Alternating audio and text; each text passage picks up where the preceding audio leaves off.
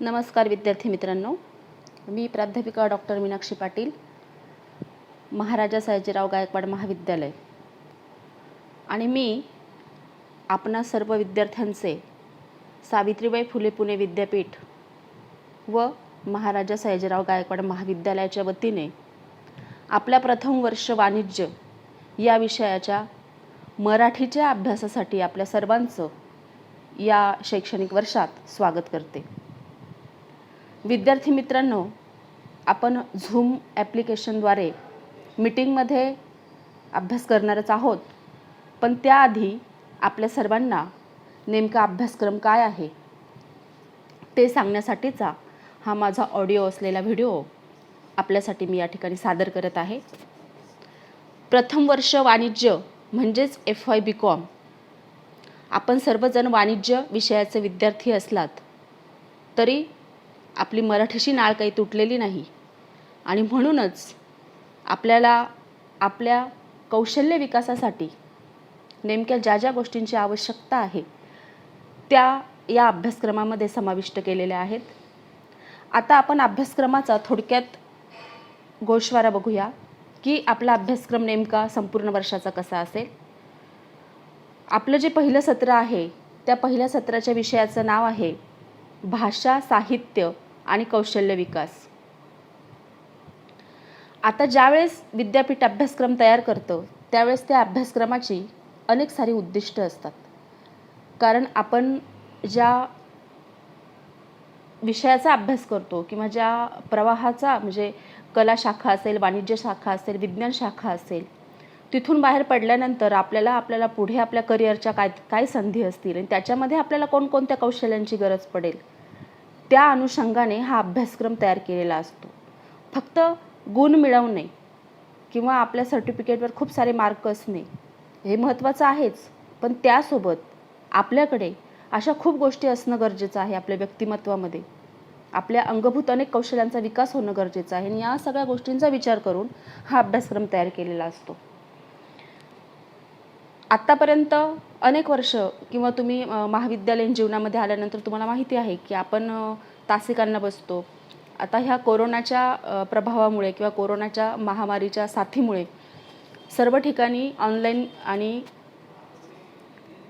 आपण internet online किंवा दूरस्थ शिक्षण आपलं सुरू झालेलं आहे थोडक्यात. आणि असं सुरू झाल्यानंतर विद्यार्थी आणि शिक्षक एकमेकांच्या समोर नाही आहे, ते समोर आहेत पण ते स्क्रीनवर समोर आहेत. म्हणजे विद्यार्थी शिक्षक आंतरक्रिया इथे बऱ्यापैकी थांबल्यासारख्या आहेत. म्हणून आता आपल्याला अभ्यासाची पद्धत आपल्या काही दिवसांसाठी तरी आता अशी असेल. काही वेळा तुम्हाला असे व्हिडिओतून अभ्यास करावा लागेल, काही वेळा तुम्हाला मीटिंग झूमवर होणाऱ्या मीटिंग यामधून अभ्यास करावा लागेल, काही वेळा आपल्याला आपण स्वतःचा अभ्यास ज्याला स्वाध्याय म्हणतो, स्वअध्ययन, ते सुद्धा आपल्याला या ठिकाणी करावं लागणार आहे. आपल्याला पुस्तकं वाचावी लागणार आहेत. मला असं म्हणायचं होतं की आपण महाविद्यालयीन जीवनात आल्यानंतर फक्त नोट्सच्या आधारे अभ्यास करतो. आपण बाजारामध्ये गेल्यानंतर आपल्याला वेगवेगळ्या नावाच्या नोट्स उपलब्ध असतात आणि मग ती नोट्स आपण एक विकत घेतली 50-60 रुपयाची की तिच्यातून आपला सगळा अभ्यास होतो. पण या ठिकाणी जो मी तुम्हाला अभ्यासक्रम सांगणार आहे अभ्यासक्रम सोपाच आहे, पण त्या अभ्यासक्रमासाठी तुम्ही किती पुस्तकं वाचली पाहिजेत, किती संदर्भ पुस्तकं पाहिली पाहिजेत याची यादीसुद्धा तुम्हाला दिलेली आहे. आपण सावित्रीबाई फुले पुणे विद्यापीठाच्या संकेतस्थळावर जर गेलो तर आपल्याला झरकन ती यादी डोळ्यासमोरून जाईल. पण आज मी या ठिकाणी थोडक्यात तुम्हाला त्याची माहिती आधी करून देते, नंतर आपण अभ्यासक्रमाला सुरुवात करूया. विषयाचं नाव मी तुम्हाला आता सांगितलंच आहे. तर त्या अभ्यासक्रमाचे उद्दिष्ट काय आहेत. अभ्यासक्रमाचे उद्दिष्ट बघताना सर्वप्रथम आपण बघूया की त्या अभ्यासक्रमाचं सांगितलेलं पहिलं उद्दिष्ट असं आहे, विविध क्षेत्रातील भाषा व्यवहाराचे स्वरूप व गरज समजावून देणे. म्हणजे शिक्षक तुम्हाला ती गरज कशी आहे हे समजावून देतील. दुसरं उद्दिष्ट आहे, या व्यवहार क्षेत्रातील मराठी भाषेचे स्थान स्पष्ट करणे व त्यातील मराठीच्या प्रत्यक्ष वापराचा अभ्यास करणे. आता तुम्ही याच्यानंतर ज्या क्षेत्रात काम करणार आहेत त्या क्षेत्रात तुम्हाला मराठी भाषेचं महत्त्व काय आहे, तिचं स्थान काय आहे आणि ती प्रत्यक्ष वापरताना नेमकी कशी वापरायची, आपल्याला त्यासाठी कोणत्या गोष्टींचा अभ्यास करावा लागणार आहे हे या अभ्यासक्रमातून कळणार आहे. तिसरं जे उद्दिष्ट आहे ते विविध क्षेत्रीय मराठी भाषेच्या वापराची कौशल्य विकसित करणे. आपण ज्या ज्या विविध क्षेत्रात काम करणार आहोत, प्रत्येक क्षेत्र बदललं की भाषा वापरायची पद्धत बदलते. मग ते कौशल्य आपल्या अंगी असणं गरजेचं आहे. चौथं उद्दिष्ट आहे विविध लेखन प्रकारांचा अभ्यास व प्रत्यक्ष लेखनाची कौशल्य वापरण्यास सक्षम करणे.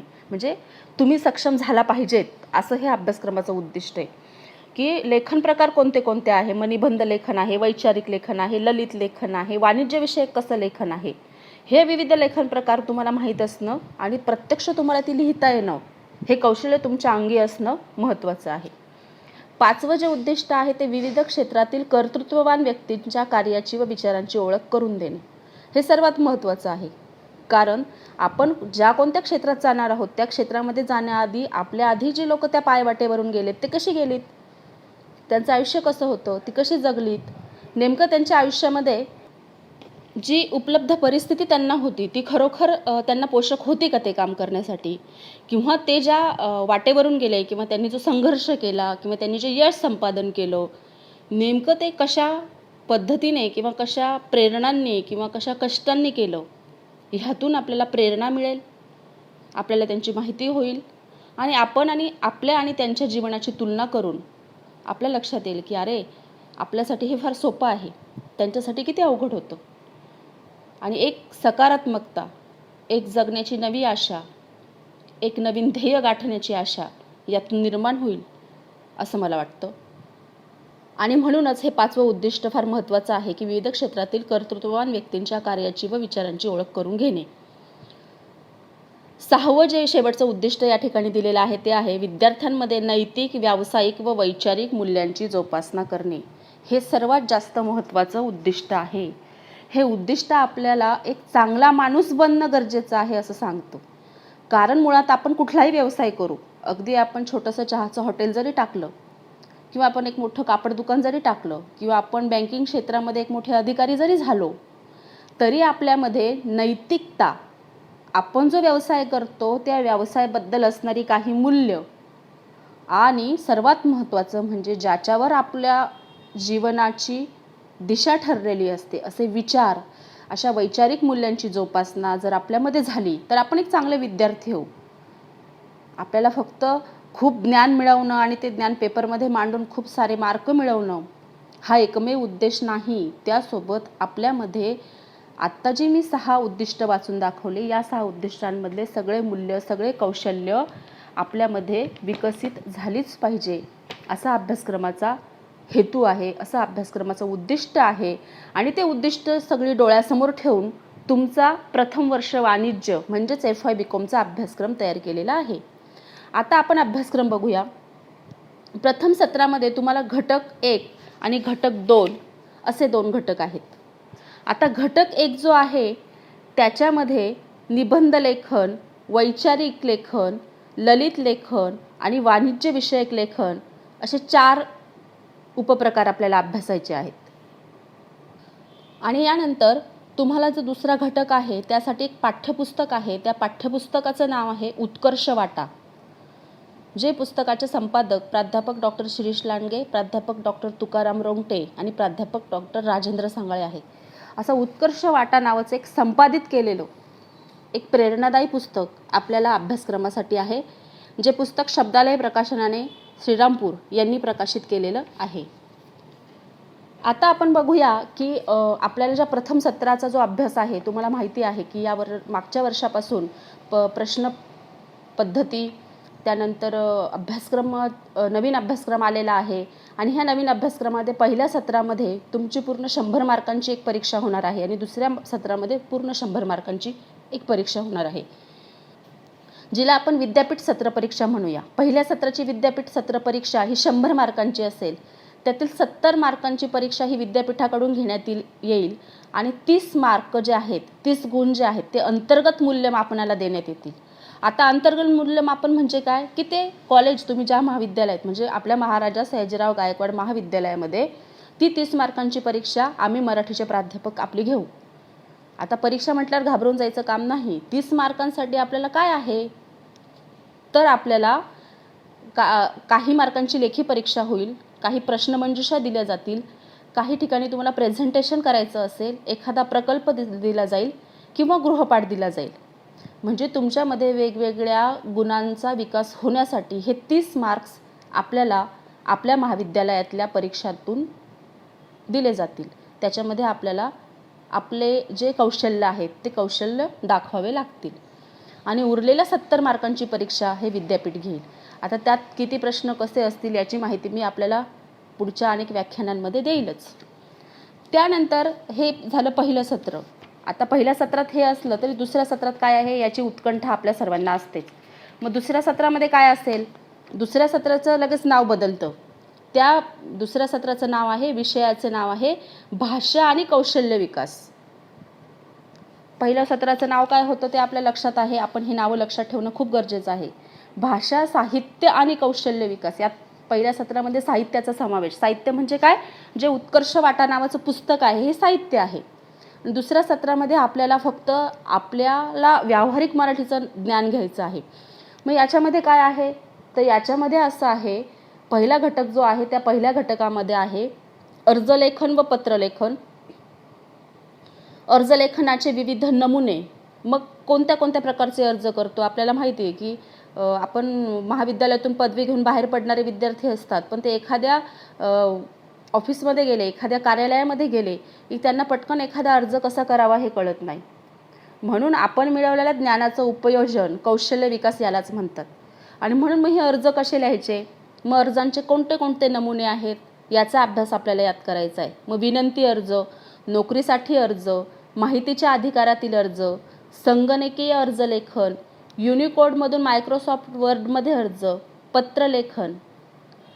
यापूर्वी आपण फक्त व्यावहारिक मराठीमध्ये ह्या बाकीच्या गोष्टींचा अभ्यास करत होतो, परंतु आपल्याला एक नवीन ॲडिशन झालेलं आहे. जग झपाट्याने, जगामध्ये ज्ञानाचा मोठा प्रस्फोट होत आहे आणि म्हणून आपल्याला आता अत्यंत गरजेचं जे आहे ते संगणकीय गोष्टी, संगणकीय अर्जलेखन. माझी तुम्हा विद्यार्थ्यांना सर्व विनंती अशी असेल की आता आपण महाविद्यालयात येत नाही आहोत, आपल्याजवळ खूप वेळ रिकामा आहे, तर आपण आपल्या संगणकावर, आपल्याकडे संगणक असेल तर मोबाईल आपल्या प्रत्येकाकडे आहे, अँड्रॉइड नसला तर आपल्या घरातल्या मोठ्या व्यक्तींचा आपण मोबाईल घेऊन आणि त्या मोबाईलमध्ये आपण ह्या गोष्टी शिकणं अत्यंत गरजेचं आहे की युनिकोडमधून मायक्रोसॉफ्ट वर्ड म्हणजे काय, ते कसं अर्ज लिहायचा किंवा त्याची ॲप्लिकेशन कसं करायचं.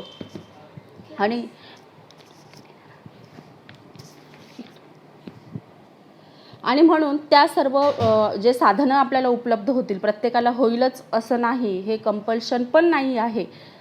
आपण आता परिस्थिती सर्वजण समजून घेऊया. पण एका मित्राकडे जर मोबाईल असेल तर त्या मोबाईलमध्ये बसून आपण मेसेजेस वाचत बसणं, व्हॉट्सअप वापरणं आणि गाणी ऐकणं, गाणी बघणं यापेक्षा तेही करा थोडंफार, पण त्यासोबत आपल्या सर्वांना आताच्या जगाची बदलती भाषा शिकायची आहे. ही माझी तुम्हाला आग्रहाची विनंती आहे. त्यानंतर पहिल्या घटकातला दुसरा जो मुद्दा आहे तो आहे पत्रलेखन. आता पत्रलेखनामध्ये पण विविध प्रकार आहेत. खाजगी पत्रव्यवहार, प्रशासनिक पत्रव्यवहार, व्यावसायिक पत्रव्यवहार इत्यादी. म्हणजे हे पत्रव्यवहार. आणि महत्त्वाचं म्हणजे अजून यात एक ॲडिशन असं आहे की ईमेल. लक्षात आलं की आपल्याला ईमेलसुद्धा कसा करायचा, आपलं ईमेल अकाउंट कसं क्रिएट करायचं. आपल्यातल्या अनेक विद्यार्थ्यांना ते येतच आहे, पण मी तर म्हणेल की आपण वाणिज्य विभागाचे विद्यार्थी आहोत आणि तुमचा खूप जास्त मोठा संबंध हा कम्प्युटर म्हणजे संगणकावरील ऑनलाईन काम याच्याशी खूप मोठा संबंध येणार आहे. म्हणून तुम्हाला हे शिकणं सुद्धा अत्यंत गरजेचं आहे. दुसरा घटक आहे प्रशासनिक मराठी. आता मराठी अनेक ठिकाणी वापरली जाते. तुम्हाला माहिती की मराठी भाषा आपण जन्मल्यापासून आपली बोलीभाषा मराठी. आता तुमच्यामधील काही जणांची भाषा ही मराठी असेल, काही जण हिंदी असतील, काही जण महाराष्ट्राच्या बाहेर असतील तर इतर भाषा बोलत असतील. पण आता आपण मराठीचा अभ्यास करत आहोत, तर मराठीमध्ये आपल्याला काय काय शिकायचं आहे किंवा आपल्या आजूबाजूला मराठी बोलणारे लोक आहे. जन्माला आल्यापासून आपण मराठी भाषा बोलत असतो, पण ही भाषा बोलत असताना आपण घरामध्ये जी भाषा वापरतो ती शेजारच्या काका मावशींशी बोलताना वापरत नाही, तिथे ती भाषा बदलते. तेच आपण दुकानामध्ये गेलो तर भाषा बदलते, शब्द बदलता, बोलण्याचा आपला जो आघात आहे, जो टोन आहे तो टोन बदलतो. मग ही भाषा प्रत्येक ठिकाणी वेगवेगळ्या ठिकाणी कशी वापरावी हे आपण प्रशासनिक मराठीत शिकणार आहोत. त्यात पहिला मुद्दा आहे इतिवृत्त लेखन, दुसरा आहे माहितीपत्रक, तिसरा आहे जाहीर निवेदन आणि चौथा आहे वाणिज्य व माहिती तंत्रज्ञान विषयक पारिभाषिक संज्ञा. हे अत्यंत महत्त्वाचं आहे की तुम्ही ज्या क्षेत्राचा अभ्यास करत आहात त्या क्षेत्रामध्ये अशा अनेक पारिभाषिक संज्ञा आहेत. बघा, काही ठिकाणी आपल्याला इंग्रजी शब्द माहीत असतो पण मराठी शब्द माहीत नसतो. म्हणजे आपण भाषेमध्ये रोज बोलताना म्हणतो टेबल, पण तो टेबल हा इंग्रजी शब्द आहे. मग त्याचा मराठी भाषिक शब्द कोणता आहे? म्हणजे एक उदाहरण मी तुमच्यासमोर ठेवलं. बँकेत जर आपण गेलो तर बँकेमध्ये आपल्याला सगळे इंग्रजी शब्द आपण म्हणतो, कॅश, विड्रॉल, कॅशियर. मग ह्या प्रत्येक शब्दाला, ड्राफ्ट, ह्या प्रत्येक शब्दाला मराठी पारिभाषिक शब्दसुद्धा आहे, तो सुद्धा आपल्याला माहिती असलं पाहिजे. माहिती तंत्रज्ञान विषयक सुद्धा जे पारिभाषिक संज्ञा आहेत त्या आपल्याला माहिती पाहिजे. म्हणजे इंग्रजी शब्द माहीत पाहिजे, मराठी शब्द माहीत पाहिजे आणि मग त्या शब्दाच्या अर्थांपर्यंत जाण्यासाठी आपल्याला हा अभ्यास करणं गरजेचं आहे. आणि दुसऱ्या सत्रामधल्या तिसऱ्या घटकाचं जे नाव आहे, शेवटचा जो घटक आहे, प्रगत भाषिक कौशल्य, त्याच्यामध्ये आपल्याला अभ्यास करायचा आहे एक सारांश लेखन. प्रगत भाषिक कौशल्यामध्ये पहिला जो उपघटक आहे तो आहे सारांश लेखन, जो आपल्याला 10वीपर्यंत 12वीपर्यंत माहीत आहे. दुसरा आहे भाषांतर. इंग्लिश भाषेतून मराठी भाषेत त्याचं भाषांतर कसं करायचं, म्हणजे इंग्रजीचंही ज्ञान, इंग्लिश भाषेचंही ज्ञान आणि मराठी भाषेचंही ज्ञान आपल्याला परिपूर्ण असणं गरजेचं आहे.